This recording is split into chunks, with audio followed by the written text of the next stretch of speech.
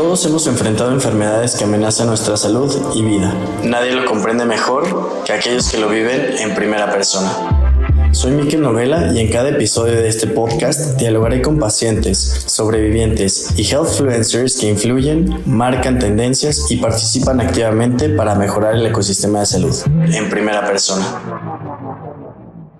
Bienvenidos a todos a un episodio más de En Primera Persona. En esta ocasión me siento súper afortunado, honrado y agradecido de tener a una invitada muy especial, no solamente por su calidad humana, sino también por el ejemplo que es en su trayectoria profesional en trabajo con grupos vulnerables. Sheila Giles, bienvenida. Muchísimas gracias por decir que sí. No, gracias a ti, Mikel, por la invitación y por este espacio. Muchísimas gracias por tu confianza. Normalmente yo me quedo un poco corto cuando presento a mis invitados, entonces me gusta cederles el micrófono para que se presenten al mundo. Bueno, muchas gracias. Bueno, soy Sheila Giles, estudié la licenciatura en Mercadotecnia, después hice una maestría en Responsabilidad Social y por último un doctorado en Administración Pública. Y justamente para empezar a entrar a la conversación, me llama mucho la atención porque te recibiste como licenciatura de marketing y estuviste trabajando para una de las empresas más grandes en cuanto a promotoría de eventos sociales y de conciertos. ¿Y cómo es que surge este interés para llegar y tener la vocación hacia el trabajo social? Sí, estuve en OCESA y también tengo otra experiencia precisamente ya como en el campo privado. Sin embargo, recuerdo cuando estaba en la licenciatura, una materia que se llama Merca Social, que yo fue ahí cuando vislumbré como mi trayectoria profesional, porque precisamente vi que había que empatar la parte de mercadotecnia, la creatividad, con esta onda social que finalmente no necesariamente siempre es bien retribuida, ¿no? Tú te das cuenta que generalmente las organizaciones civiles, si no tienen donativos o recursos, difícilmente tienen un área de mercadotecnia, publicidad, relaciones públicas. Generalmente lo hacen en casa. Entonces, ahí es cuando yo considero que había oportunidad de poder hacer campañas y justo o pro bono para poder beneficiar a las organizaciones, y más que ayudar a las organizaciones, siempre digo que hay que ayudar a la gente. Entonces yo veía como esta facilidad de poder crear una campaña exitosa para que la gente pudiera recaudar fondos y pudiera llegar a más beneficiarios. Eso fue lo que yo siempre vislumbré. Entonces recorro todo este camino de la responsabilidad social. Siempre lo he hecho, es algo que me encanta, me fascina ayudar y es mi razón de ser. Qué bonito, qué bonito. Y por lo que escucho, me imagino que en tu vida universitaria tuviste este primer acercamiento hacia la responsabilidad social a través de esta materia. ¿Te acuerdas si es que hiciste algún proyecto o algo a desarrollar? Hay un proyecto que hice precisamente que fue enfocado como al tema social y fue con poco recurso, a diferencia de otros compañeros, pero precisamente fue muy enfocado, fue una revista en donde igual incluí como varias fundaciones y hice como algunas campañas ahí sociales y que tuvo la fortuna de tener una buena acreditación, pero fue como el primer proyecto o pionero que hice, o sea, como en corto solo en la universidad. Y obviamente después ya cuando empecé, me considero una persona muy creativa. Soy creativa, siempre digo que soy creativa de nacimiento y sincera por defecto, ¿no? Porque así me considero. Entonces, de ahí surge esta parte. Y hablando de esa sinceridad, ¿qué fue de lo primero que te diste cuenta a través de este proyecto? ¿Con qué te empezaste a sensibilizar desde la universidad? De que justo esta parte de desigualdad, de esta parte de injusticia social, donde muchas veces nos vemos favorecidos con ciertas circunstancias, y algo que quisiera señalar es que a veces nos sentimos precisamente como en una burbuja negra, ¿no? Y habiendo varias burbujas de colores en donde sí tienes un problema, donde tienes una dificultad o una desventaja. Sin embargo, es un llamado también a que la gente voltee a ver a estas personas que están viviendo en esa burbuja negra y puedan facilitarles salir para las otras, ¿no? O sea, como precisamente ya sea en una desigualdad económica, material, alimenticia, de salud, etcétera. O sea, tenemos la oportunidad de poder ayudar a la gente para que salga de ese escenario. Si lo podía poner como en mis palabras, es un poco de no ser ajeno a la realidad de otra persona y también desde el privilegio que mayor o menor podamos tener. Así es. Y esa empatía, poder ayudarle a los demás y tener esta mirada compasiva ¿no? Así Y es. también de compartir, pero no sé si va por ahí. Sí, 100%. O sea, todos tenemos o un don, una habilidad, una cualidad que podemos ser agentes de cambio poniendo a disposición esos talentos. No necesariamente, de repente la gente piensa en dona dinero. No, dona tu tiempo, dona tu talento, da una asesoría, da un coaching. eh, ¿Cuánta gente pudiera hacer como estas consultas pro bono para que la gente que está en una situación difícil de depresión o en crisis pueda salir adelante? O sea, solamente es dona tu talento, dona tu tiempo y puedes hacer un agente de cambio. Es súper refrescante para mí escuchar que cuando se trata de ayudar, no necesariamente está vinculado con un tema de dinero. cien por Quizás ciento a priori es lo que pensamos, donación, dinero, donación, especie, pero podemos donar recursos mucho más valiosos como el tiempo, como nuestras habilidades, nuestros talentos y ponerlos al servicio cien de por más ciento personas, ¿no? 100%. 100%. Bien, qué bonito, qué bonito. Y entiendo que después cofundaste la Asociación Civil Misión Santa Fe, que está, por la investigación que estuve haciendo, se dedica a integrar, fortalecer, formar y proyectar familias. Y me pareció súper interesante estos conceptos de integrar, formar, fortalecer a la familia como base del tejido social. De esa experiencia, ¿cuál fue el principal indicador que viste que resultó en un impacto de desarrollo social, por ejemplo?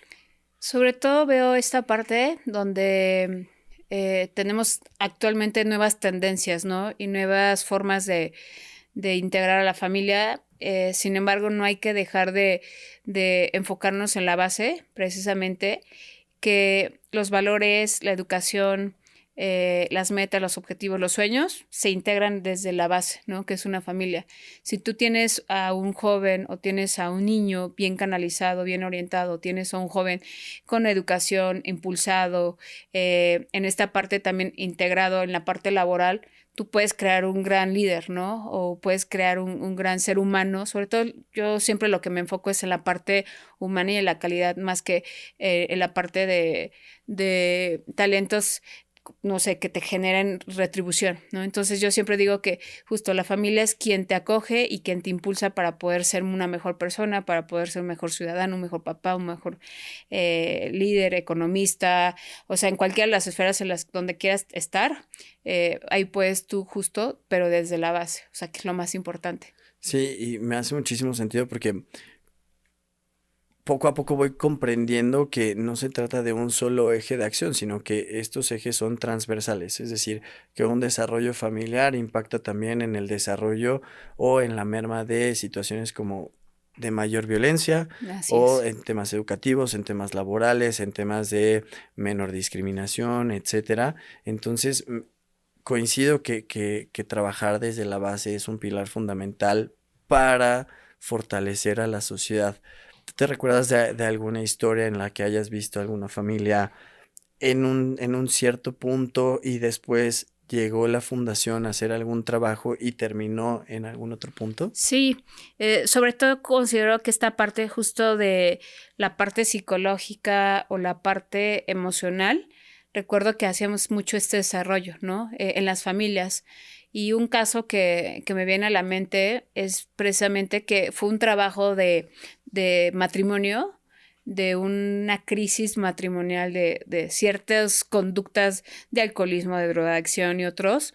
Recuerdo que se trabajó mucho esa familia en esos aspectos. Les pudimos apoyar con una casa y esta diferencia que a veces, insisto, ¿no? Como que tú dices, oye, pero ¿por qué no trabaja para hacerse de un terreno? ¿O por qué no trabaja? ¿Por qué tenemos como gobierno? ¿O por qué tenemos como organizaciones de la sociedad civil? ¿O por qué tenemos como empresarios tener que solventar estas deficiencias? Y es esta parte donde te digo que hay que integrar esta justicia social donde dices, a ver, tú tienes la capacidad y tienes los talentos, tienes la sabiduría, la inteligencia de poder armar una gran empresa, ¿no? Poder llevar a cabo grandes acciones. Porque esa grande acción no la implementas en tu comunidad, en el desarrollo comunitario. Entonces, precisamente, recuerdo precisamente que se construyó una casa para esta familia que se hace facilísimo, que no te implica muchísimo presupuesto y el cambio cultural, el cambio familiar y sobre todo la parte aspiracional para los niños. Era un niño de 7 años y una niña de 12 años y que sin duda hoy creo que ya es considero que ya es una profesionista, pero justo esto es la base, ¿no? O sea, el poderles dar un espacio sólido, darles una seguridad en su ambiente, de repente somos como nos creemos como los que somos, que generamos juicios, ¿no? Ya, pues, es drogadicto porque él quiso, o es tal, no sé, está en situación de calle porque él quiso. No, no, no, porque no tuvo ni un quizá una familia acogedora o tuvo dificultades en su adolescencia, sufrió bullying, no lo acogieron sus amigos, o sea, no tenemos el contexto, ¿no? Entonces de repente tendemos a juzgar a la gente sin tener mayor contacto con esa persona y también, o sea, es como algo que pude ver en la fundación. Si tú haces un trabajo sólido y encaminado a un objetivo, sin duda se dan grandes frutos. Y la parte psicológica hoy, apostarle por la parte de tener una salud mental adecuada o estable o bien, sin duda trasciende en todos los integrantes de una familia. Sí, por supuesto. Y mientras te escucho pensaba en las condiciones materiales en las que no, la gente puede llegar a crecer, las condiciones familiares, las condiciones sociales, que son determinantes para el desarrollo y sobre todo la movilidad social que pueda tener 100%. una persona, ¿no? Y ahorita hablabas de un tema bien interesante que es la salud mental como ese componente también fundamental y eje de desarrollo.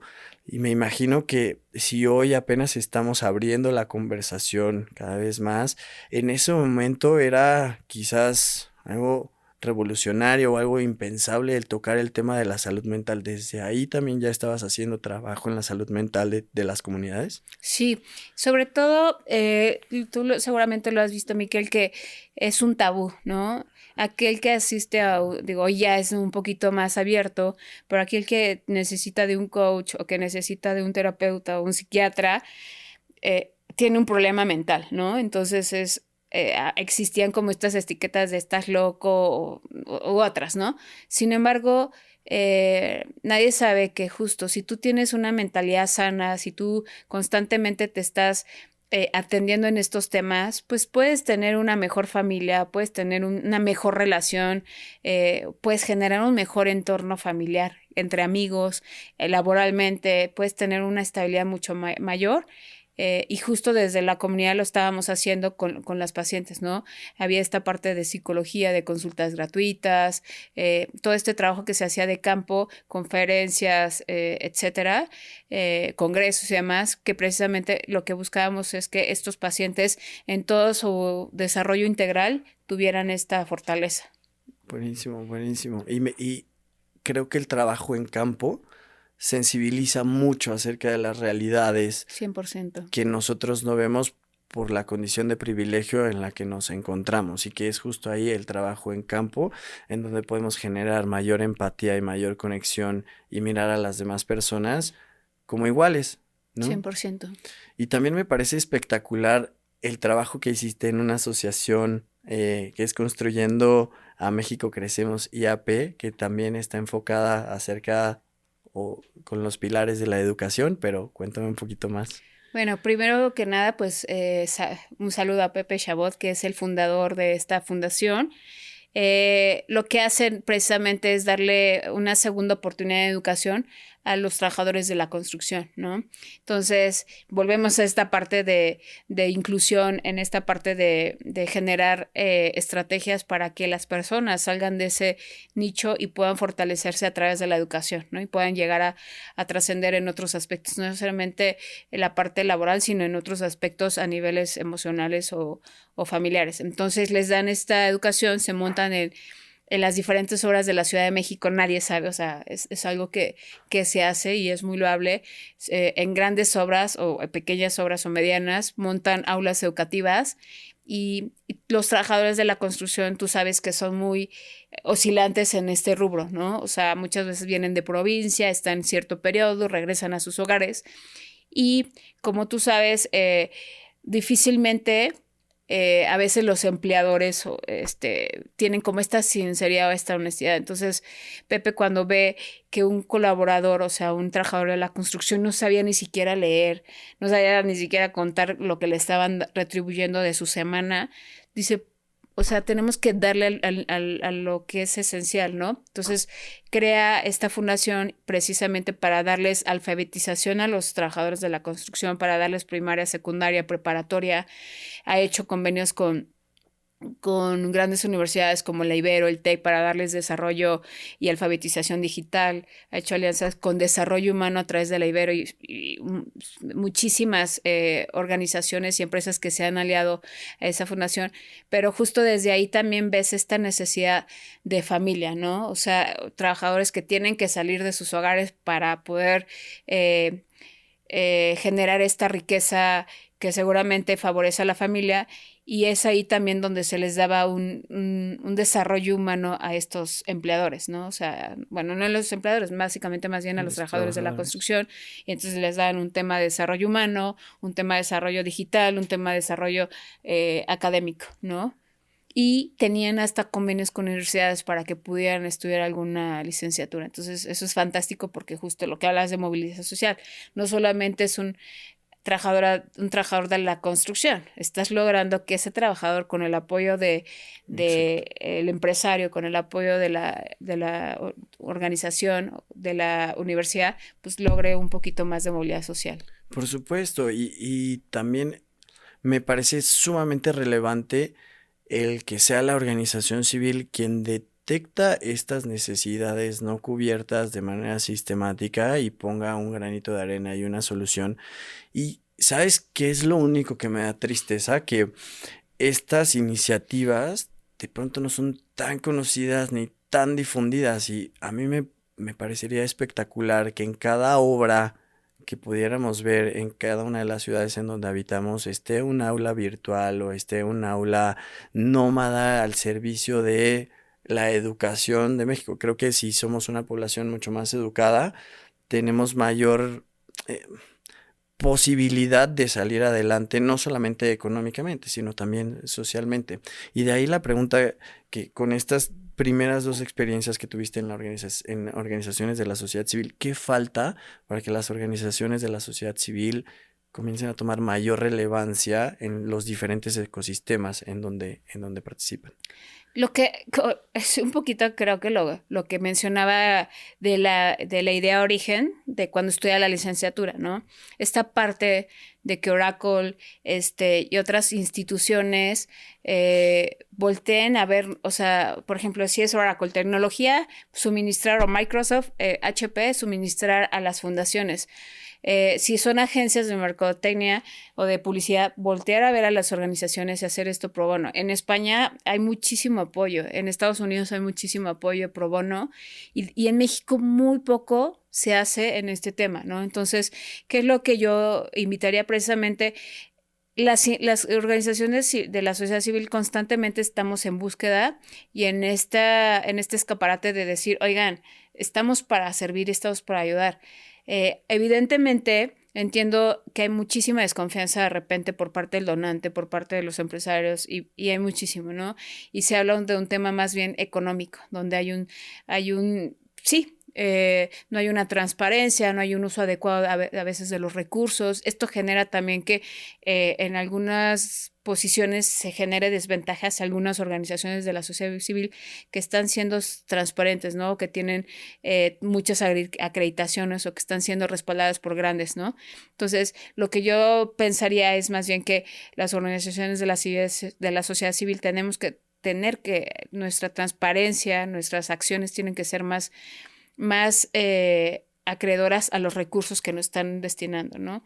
Y que las empresas, por ende, tengan esta confianza de que el recurso que se está designando, etiquetado, pueda tener mayor impacto en la comunidad o en los objetos sociales que cada una de nosotros tenemos. Correcto, en algún momento me tocó ser parte del equipo de colaboradores muy cercanos de la asociación que nos vincula en común, que es Doctor Payaso, y tuve la oportunidad de asistir a diferentes foros en donde se hablaba acerca de la profesionalización de las 100%. organizaciones de la sociedad civil para, uno, transparentar tanto la parte de las donaciones, pero también las actividades y con eso también profesionalizar y no sé si me faltaría algún pilar adicional que con esto se genere justo el ambiente de confianza para que a partir de ahí se empiece a generar mayor colaboración entre los diferentes sectores, iniciativa privada, organizaciones de la sociedad civil, gobierno, etcétera. Y uno de los mayores retos que veía en este sentido es cómo bajar recursos para que puedan operar también dentro de todos estos programas. Sí, 100%. De repente los recursos que tienen, no sé, grandes empresas están muy asignados, ¿no? Tú sabes que hacen su presupuesto anual y etiquetan cierto porcentaje del presupuesto para acciones sociales y más si son empresas socialmente responsables. Ahí está el tema de la apertura y una vez lo decíamos en la maestría, ¿no? Si cada persona donara un peso, la diferencia que haríamos como sociedad, Ujú. ¿no? Las organizaciones tendrían tendrían mayor recurso para poder operar y este es un reto constante con el que todas las organizaciones nos enfrentamos, ¿no? Al tema de los donativos. Y vuelvo a lo mismo, como dices tú, profesionalizarlo, porque finalmente una organización de la sociedad civil tiene talentos humanos, ¿no? Tiene gente profesional, tiene contadores, tiene Mm, ujú, mercadólogos, ujú. gente que está en el tema médico, gente que está que tiene especialidades y demás. Hay gente profesional y difícilmente, ahora tuve la oportunidad de asistir a un desayuno con alumnos de la licenciatura en responsabilidad social, decían eso. O sea, nosotros somos agentes de cambio, pero no nos vean como eh, un proyecto nuevo que viene a revolucionar o que viene a hacer acciones verdes o que viene a hacer acciones sociales. O sea, somos parte de este agente de cambio de las empresas que venimos a hacer estados financieros, que venimos a aportarles en temas de estrategias de mercadotecnia y no solamente nos quedamos en el tema responsabilidad social. O sea, somos, como tú bien lo dices, un profesional que tiene muchas características. Si te quieres abocar al tema de finanzas, lo hacemos finanzas. Si es merca, si es social, es social. Si es tema más bien como de certificaciones, lo hacemos. Entonces, ahí es donde considero que también las empresas tendrían que involucrarse un poquito más con las organizaciones de la sociedad civil y adoptar a una. Te aseguro que si cada empresa, que si es pyme, si es mediana, si es grande, adoptara al menos a una organización de la sociedad civil, esto tendría un gran cambio y un impacto muy positivo, sobre todo en el desarrollo de las comunidades, en los pacientes y en la gente que desafortunadamente vive en una situación más desfavorecida. Por supuesto, y cada una de las empresas de la iniciativa privada me parece que puede encontrar Así es. un espacio y una organización de la sociedad civil que sea afín a una causa, ¿eh? Como creo que es un tema de causas.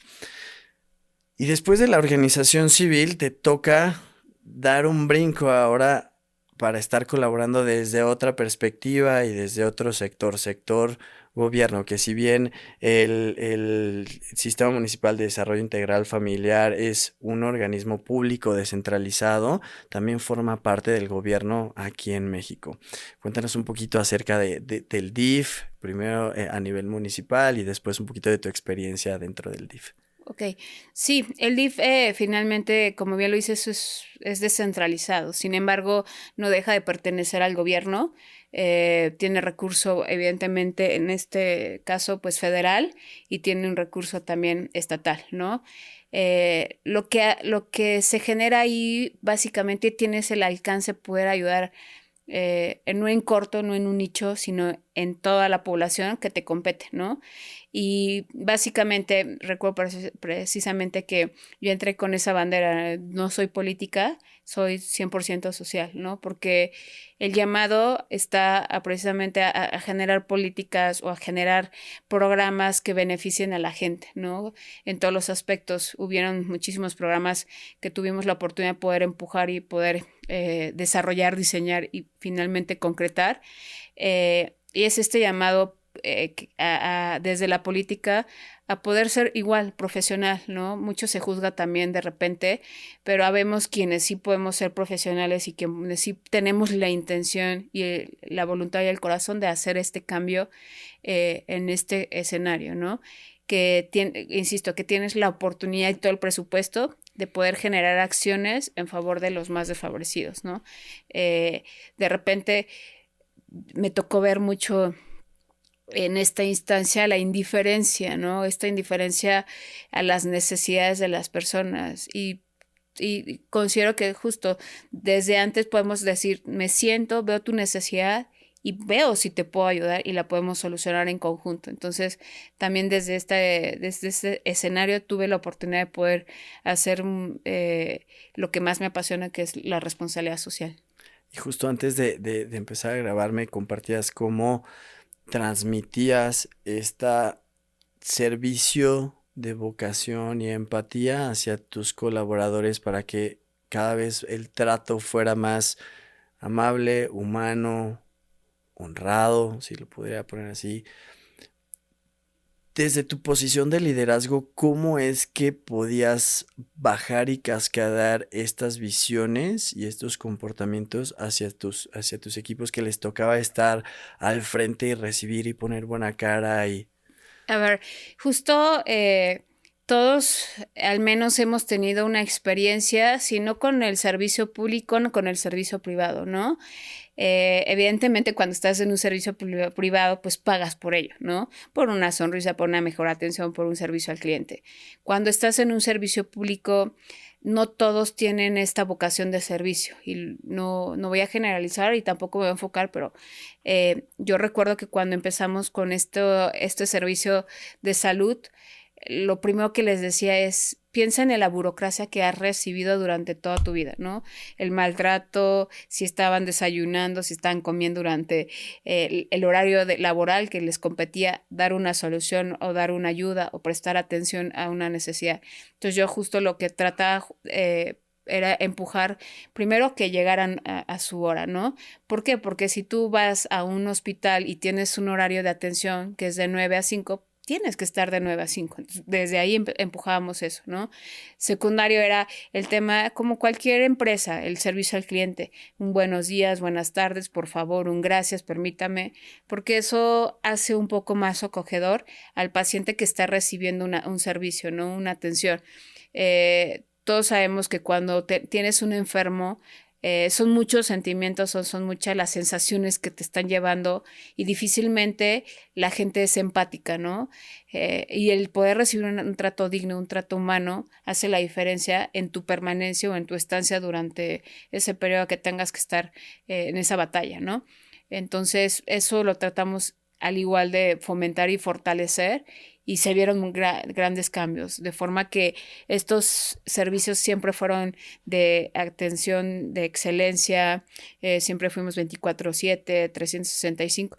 Lo más importante, lo que nos diferenciaba y nos caracterizaba y nos logró posicionar a nivel estatal y a veces hasta a nivel federal, fue ese trato digno y ese trato acogedor, ¿no? Que es lo que nos tiene que distinguir en la privada, en la pública, si estamos en gobierno, si no estamos en gobierno, en todos los servicios. Qué orgullo y aprovecho para reconocértelo porque me tocó vivirlo. ¿Y de qué manera me tocó vivirlo? En la cual generaste una alianza otra vez con la sociedad civil en donde se llevó un programa de sensibilización hacia tus colaboradores. Y a mí me tocó ser parte de ese programa de sensibilización y me recuerdo la retroalimentación que tuvimos de parte de tu equipo después de haber vivido esta experiencia y estoy completamente convencido que ese también fue un parteaguas. Y el motivo del reconocimiento es porque no puedo generalizar, no tengo experiencia, pero me parece que son pocas las personas y los líderes que se preocupan Gracias, por Miguel. poder sensibilizar a sus equipos de trabajo para que tengan esta mirada empática, humana, cálida y que eso se refleje en indicadores bien puntuales y te lleva a destacarte a nivel nacional. Así Por es. ejemplo, ¿hay algún indicador que así sea muy preciso de cómo se vio esto, no sé, a través de encuestas de satisfacción o de alguna retroalimentación de tu público usuario? Que el segundo motivo de reconocimiento es, pues les toca lidiar con personas en situaciones súper vulnerables. Tal vez hay gente que no está tan empapada de las poblaciones que atiende el DIF, pero les toca lidiar con poblaciones en condiciones bastante complejas. Sí, afortunadamente Huixquilucan es uno de los municipios que, como todos lo sabemos, tiene una economía estable, ¿no? Y esta ventaja lo veo en cuanto a que tenemos presupuesto para poder atender estas necesidades y poder subrogar de alguna forma cada uno de estos programas, ¿no? Como bien lo dice, son personas que tienen como diferencias culturales, sociales, económicas. E insisto, lo más importante es enfocarte y orientar todo tu trabajo, tu misión, tu objetivo hacia esa misma causa. Considero que eso es lo que tiene que ser y hace la diferencia.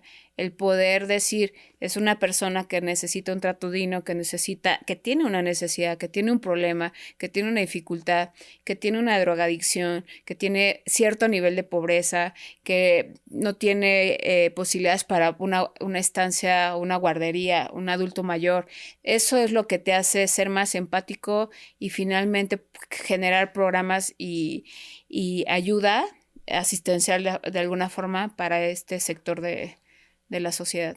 Y aquí a partir del DIF entiendo que es cuando profesionalmente empiezas a tener un poco más de contacto con el ecosistema de salud, ¿cierto? Correcto. Sí, ciertamente también la experiencia o el contacto que tuve eh, pues evidentemente con tema familiar, la experiencia que habíamos tenido también con estos hospitales públicos, que también son para aplaudir en cierto alcance, ¿no?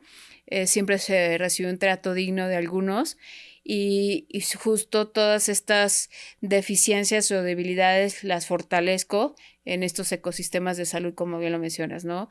En la parte de algunas clínicas que atendían a mujeres, algunos centros de salud precisamente para toda la población en general, en donde se brindaban diferentes atenciones psicológicas, psiquiátricas, para personas con discapacidad, para mujeres embarazadas, con diferentes diagnósticos, ¿no? Entonces, este ecosistema, como bien lo dices, la experiencia previa me ayuda a fortalecer estas debilidades y volverlas en áreas de oportunidad. Que comienzas a ver como esos principales huecos dentro del ecosistema de salud y en donde dices, aquí puedo empezar a trabajarlo desde el DIF.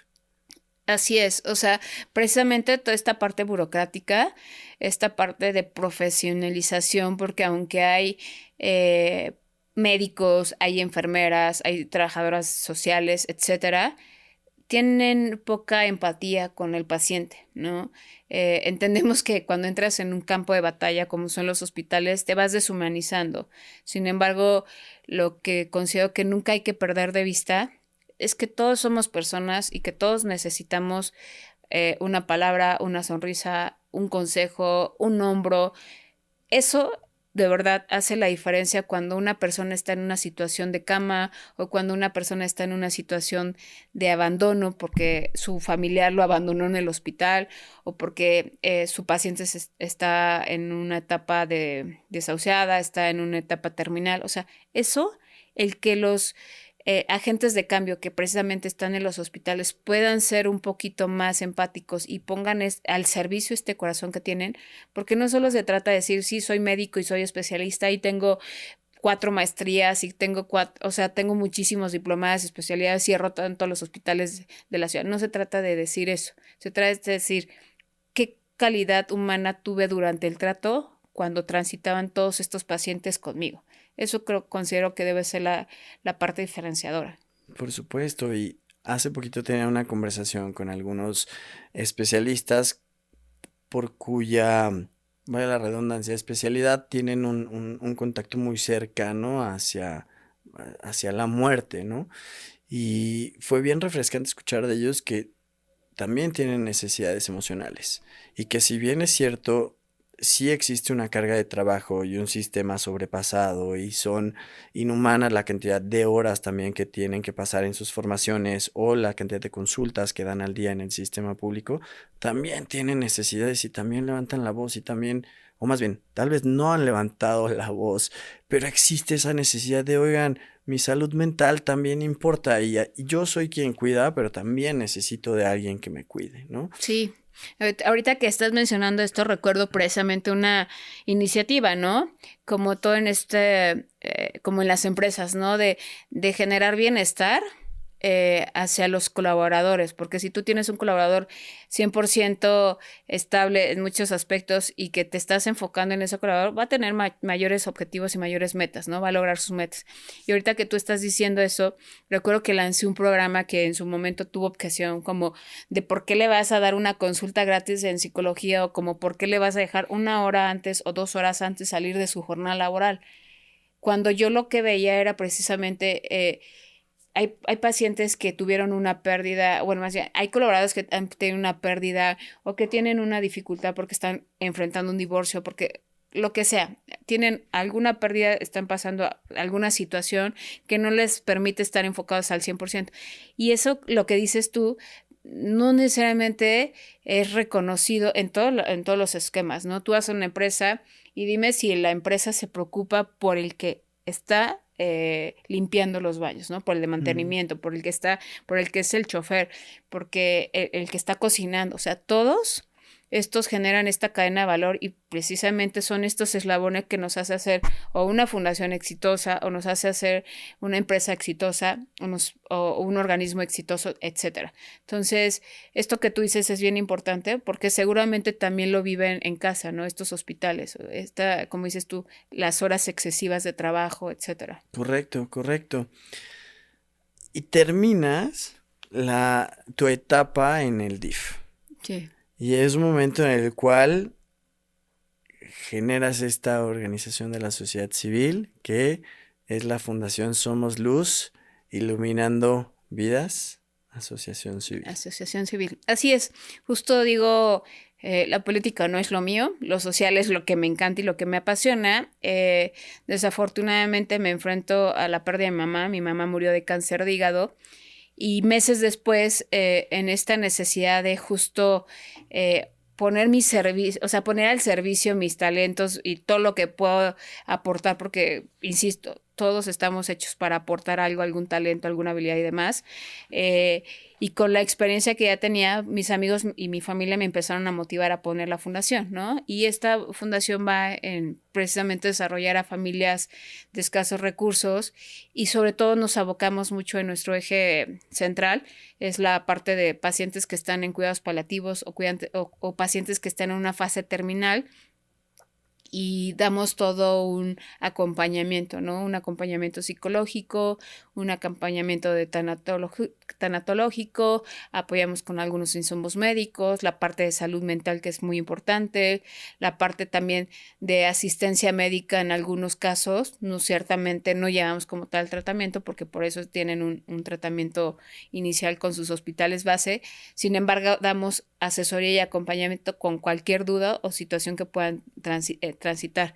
De las situaciones que hemos visto es que en los hospitales, desafortunadamente, no todos tienen esta parte de cuidados paliativos inmediata, ¿no? La experiencia propia dice que te diagnostican, te dicen o puedes tener tus cuidados paliativos en hospital o puedes tener tus cuidados paliativos en casa. Tú decides como familiar. Si decides en casa, pues evidentemente hay que tener toda esta... ¿cómo se puede decir? Tienes que estar preparado para ello, no necesariamente estás preparado. Entonces entra a la fundación para hacer este coach o este acompañamiento y guía para las familias, porque sin duda pues es prepararte un proceso de duelo, no solamente el familiar, sino como tal familia, no solo el paciente, sino familiar. Entran muchísimas situaciones de si el certificado de función, o sea, todo eso que te genera un estrés y que te genera... como un parteaguas, nosotros los acompañamos y vemos justo también en la parte de función, les damos estas opciones de donde ellos pueden tramitar como pues este trámite de defunción y donde ellos también sienten como cierto respaldo y cierto acogimiento, ¿no? O sea, quitamos que todos los elementos que les restan como para estar realmente con el paciente que está en cuidados paliativos, sean una preocupación y sean una distracción y que más bien se enfoquen en darle la atención y la calidad humana que requieren estos últimos momentos. Por lo que te escucho, infiero que en tu proceso y en tu experiencia hubo este momento en el que les tocó tomar la decisión de tener estos cuidados paliativos fuera en el hospital o fuera hacia casa? Así es. Desafortunadamente, a veces en los hospitales públicos, y lo sabemos, no necesariamente tienen esta acogida a los pacientes, ¿no? Cuando un paciente ya está en esta etapa es un número que finalmente o le das un espacio a un paciente que requiere la cama y que requiere el espacio, o se lo quitas a un paciente que ya está en esta etapa. Obviamente los hospitales y algunas empresas y algunas organizaciones que me gustaría ahorita comentar, pues optan por la gente que tiene pues una esperanza de vida, ¿no? Entonces, esto es lo que se me hace tan difícil de comprender y sí, de entender sobre todo de esta parte de salud, ¿no? Donde dices, ¿dónde está el acompañamiento y dónde está esta vocación de servicio que tienes como médico para poder brindar hasta el último momento que requiera este paciente la mayor calidad y la mayor empatía, ¿no? Entonces, justo nosotros lo que tuvimos que hacer es obviamente era lo que más deseamos porque pudiera estar con nosotros. Sin embargo, en este proceso pues hay que considerar una clínica del dolor, porque el paciente está sufriendo, o sea, un paciente con cáncer está sufriendo, necesita medicamentos que tú lo sabes, son medicamentos muy caros, de difícil acceso. Entonces, hay que considerar una camilla o una cama hospitalaria que le facilite por el tema de las llagas. O sea, tienes que facilitarte un espacio para que tu paciente tenga la mejor calidad de vida, la mejor calidad humana durante sus últimos periodos, ¿no? Que puede ser un día, puede ser una semana, 2 semanas, no pasa de más, ¿no? Cuando ya es un paciente que está en esa etapa. También tratamos precisamente en esta parte de prevención del cuidado del hígado, ¿no? Muy pocas veces se conoce sobre el cáncer del hígado. Hoy sabemos por palabras del doctor del director de cancerología que es la tercera causa de muerte en México, ¿no? Y poco se conoce sobre el cáncer. O sea, tú te abocas a cáncer de mama y hay 10 fundaciones, 15 fundaciones que abarcan. Cáncer infantil, hay muchas fundaciones que también difícilmente hay una fundación que diga, hay un cáncer de hígado, un cáncer de estómago, un cáncer de próstata. O sea, sí ya se están empezando las fundaciones a orientar a este tipo de cánceres, pero en hígado difícilmente encuentras a alguien. Y de lo que te escucho de antemano, gracias otra vez por compartir y abrir este espacio, solamente para dejarlo no en mi sistema, pero mientras te escucho, es un proceso de dignificación de la vida, ¿no? De Así es. dignificación de la última etapa, que es igual de valiosa e igual de importante que todas las anteriores. Entonces, me parece súper relevante que, voy a ponerlo así, hayas hecho un diagnóstico situacional que te permitiera ver cuáles son esas necesidades no cubiertas, sobre todo en estas últimas etapas. Normalmente, cuando hablamos de salud, pensamos en un diagnóstico, en un tratamiento, y quizás queda un vacío entre el tratamiento y la etapa final, que es quizás causa natural de la vida, que se va a Así terminar, es. ¿no? Y que a partir de ese diagnóstico situacional y de la propia experiencia, hoy estés haciendo ese abordaje para la concientización de esa, lo pongo así, dignificación de la última etapa hacia una enfermedad que no tiene tanto foco ni mediático y tal vez tampoco presupuestal. Hoy estés ahí desde la sociedad civil llenando el espacio que hoy está vacío, ¿sabes? Así es. Y sobre todo, ¿sabes qué, Miquel? Lo que tú mencionas es muy importante porque de repente nos enfrentamos con, en esta parte de donantes, ¿no? Donde te dicen, no es que yo solo le dono a los niños. O es que yo solo les dono a los que tienen más esperanza de vida. ¿Qué te hace pensar que el que tiene más esperanza de vida lo necesita más que el que Ujú. está en su última, como bien lo mencionas, está en su última etapa, ¿no? Y se trata solamente de dignificar, como bien lo dijiste y es muy claro, a la persona, o sea, de decir, por cuáles son los derechos que sí tiene un niño y cuáles son los derechos que tiene un adulto, por qué un niño tiene más derechos que un adulto. Y evidentemente todos tenemos este gran corazón y siempre nos damos a empatizar por un cáncer infantil, ¿no? Porque evidentemente lo vemos y decimos, es que este ya tuvo una trayectoria de vida. O sea, él está empezando apenas y tiene una oportunidad de vida. Y no lo ponemos en duda. Lo único que siempre es importante acoger a todos, ¿no? No sin distinción, como cuando le decimos es que porque él es que tiene discapacidad, el que no. Sin distinción, hay que estar haciendo esta inclusión y sobre todo esta parte que tú dijiste, dignificar hasta su último momento de vida, ¿no? Y que eso es lo que tratamos y nosotros trabajamos desde la fundación para poder canalizar toda esta energía y este trabajo y este esfuerzo desde las familias que no necesariamente están preparadas y a veces tampoco quieren vivir una situación en casa, ¿no? Entonces, sí tratamos precisamente que el paciente tenga su última esperanza de vida con la mejor calidad de vida.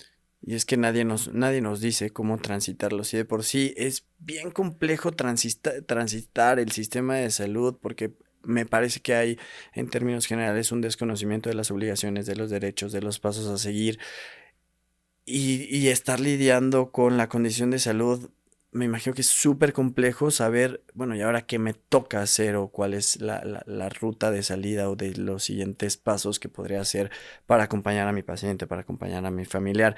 Y también hablabas hace un momento de 20 pasos antes acerca de la concientización acerca de esta enfermedad del cáncer hepático y el trabajo que también desde la fundación, que por cierto es de muy reciente Creación. lanzamiento y creación, y que para mí, justo te lo decía hace ratito, han dado pasos bien grandes en este corto tiempo. Cierro el paréntesis y están también haciendo mucha labor acerca de la concientización de las enfermedades y de la Así es, sobre prevención. todo con pacientes que tienen un hepatitis, ¿no? Una hepatitis A, una hepatitis B, sobre todo, con pacientes que tienen un hígado graso, con aquellos también que tienen un tema de cirrosis y sobre las implicaciones que podrían obviamente detonar si no tienen una alimentación, un ejercicio adecuado, un tratamiento bien canalizado, un seguimiento. ¿Qué sucede hoy en día? Que eso es un foco que todos deberíamos de ponernos a pensar y justo empatizar. Difícilmente quien está en un estado o que viene de provincia tiene el acceso a salud, ¿no? A un servicio más especializado, a una profesionalización. Difícilmente en una clínica de un estado a veces van a saber abordar o van a pensar en un trasplante de hígado o van a poder canalizar adecuadamente el diagnóstico.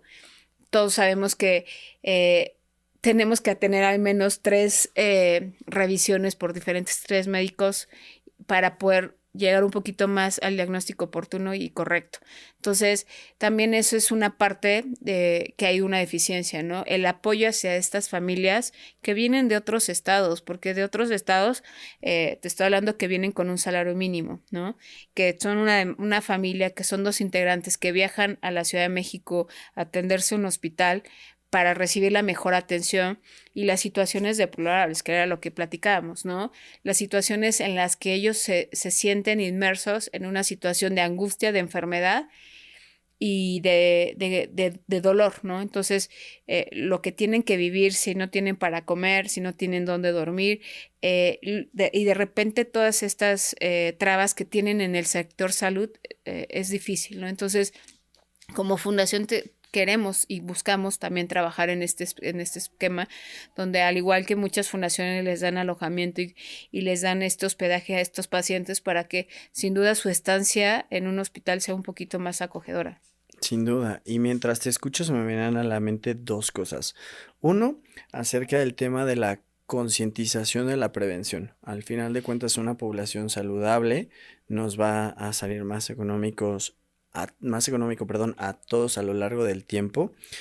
Y con este tema de la concientización también, el cómo hacemos esfuerzos en conjunto para cortar los caminos de la enfermedad. No tengo claro más o menos cuánto tiempo tarda una persona en llegar de una sintomatología a contar con un diagnóstico certero de cáncer de hígado, y después de ese diagnóstico, cuánto tiempo tarda en promedio en tener un tratamiento.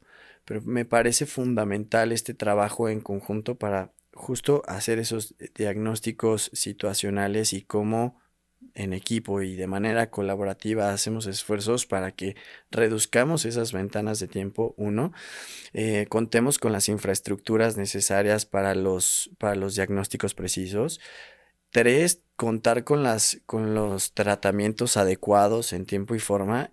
Y la parte importante que hablábamos acerca de la dignificación de las últimas etapas de vida. Así es. Y el recurso económico ahí sí es importante porque estamos hablando, por ejemplo, la demanda que tienen los hospitales es mucha, ¿no? Los espacios en las agendas son bastante prolongados. Estamos hablando que a veces son entre mes, 2 meses, 3 meses, ¿no? Y si bien lo decimos. Entonces, ese inter... Sí, pero sobre todo, si viene alguien que es foráneo o viene de algún estado y no tiene el recurso, definitivamente no le interesa atenderse, definitivamente se queda con el primer diagnóstico que le dieron en su clínica o que le dieron en el hospital o en la farmacia, se queda con ese tratamiento y definitivamente ahí es cuando resta vida a todo este proceso de detección oportuna y de poder llevar un tratamiento adecuado, ¿no? De repente, por ejemplo, el paciente que tiene una cirrosis o el paciente que tiene una hepatitis ya crónica avanzada, no cuenta tampoco con el conocimiento, entonces el tratamiento se va haciendo más corto en la medida que el paciente también no va teniendo ni con el tiempo ni con el recurso. Entonces, eso es importante también tener claro, ¿no? O sea, que no necesariamente el paciente no es que no se quiera atender. O sea, es que lo que decías, no tiene las instalaciones, no tiene los hospitales, no tiene los profesionales que le puedan diagnosticar y no tiene los recursos para poderse atender. Y sí, hay muchísima población que también es desinteresada y no le interesa atenderse, ¿no? Y por eso se me hace súper relevante la labor que haces a través de Sí, de tu fundación. acompañamiento. Sí, y justo algo que también es muy relevante es que tu fundación cuenta con esa claridad, transparencia, registro, etcétera, del cual hablabas en un principio para generar ese espacio de certidumbre dentro del ecosistema. Así es. Sí, somos actualmente ya una doctora autorizada, pero lo más importante es que precisamente cada peso está etiquetado para la atención de estos pacientes. O sea, buscamos precisamente estos espacios, estos momentos o estas experiencias que puedan generar la diferencia en estos pacientes. Me parece espectacular y justo también al principio lo decía, honro mucho y admiro mucho el trabajo Gracias, Miquel. que haces y me parece que es un trabajo profesional el que estás comenzando y ya llevas un avance con la fundación. Y hace un ratito lo decía, que o lo comentábamos fuera del aire, como, me gustaría que más personas me conocieran. Sí, y también has hecho cosas bien importantes e interesantes en este corto tiempo. Ya has empezado a celebrar convenios de colaboración con otras asociaciones civiles como Dile al Cáncer, que le mandamos saludos a Fer y a Isa que estuvieron por acá. Fer, en el primer episodio, estaba viendo en tus redes sociales también otro convenio de colaboración con Cancer Warriors. Haces trabajo también con el Hospital General, el GEA González, y también con el INCAN, y estás muy de la mano con el doctor Arrieta. Entonces, en este corto tiempo has dado pasos muy firmes. Sí, y la intención, Miquel, es precisamente eso, poderle ofrecer al paciente que tiene una necesidad. Eso es un poco lo que siempre decimos, ¿no? Todos somos partes de la fundación, todos, y sobre todo el paciente es lo más importante, el que pueda recibir un tratamiento adecuado en tiempo y forma, eso es lo que a nosotros nos da la razón de ser, ¿no? Entonces, por eso también es esta insistencia de que si conocen algún paciente, nos los puedan canalizar.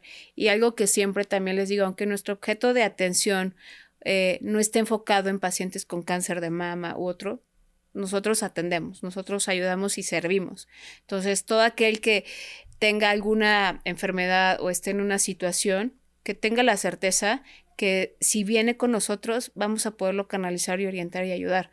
Desafortunadamente eso es lo que yo veo, que siempre ha existido como esta indiferencia social, ¿no? Esta empatía con la gente que realmente lo necesita. Yo, profesional de la salud, tengo la posibilidad de poder canalizar o diferir o referir a este paciente. No lo hago. ¿Por qué? Porque no tengo el tiempo, no tengo el interés, no tengo el compromiso. Si tú, como trabajadora social, puedes ayudarlo, quizá ahorita él tiene un problema, no sé, te voy a poner un ejemplo, de cardio. ¿Por qué no lo refieres al hospital de cardio o lo refieres con hospitales que están enfocados en ello? Si te llegó un paciente que tiene un problema de discapacidad, ¿por qué no? Si está en tus posibilidades, ayúdalo. Si no está, entonces canalízalo al de rehabilitación o a los hospitales o a los ¿cómo se llama? A los colegas que atienden este padecimiento. Considero que ese es el cambio que todos tenemos que tener y esa es la atribución que podemos aportar a la sociedad. Cada uno tiene contactos, cada uno tiene aliados, cada uno tiene. Y si no lo tienes, búscalo en internet. Y si no lo tienes, ve cómo puedes llegar a ellos, ¿no? Entonces, eso es como el llamado a que cada uno de los ciudadanos tengamos más empatía y más cercanía con la gente con la que estamos. Yo siempre les digo, no, no importa ni en dónde trabajaste, ni los títulos, no importa. Lo que importa es lo que hayas hecho realmente aquí por los demás y cuánto hayas amado, porque el amor se traduce en obras y el amor significa eso, ayudar al que menos tiene o al que está más desfavorecido.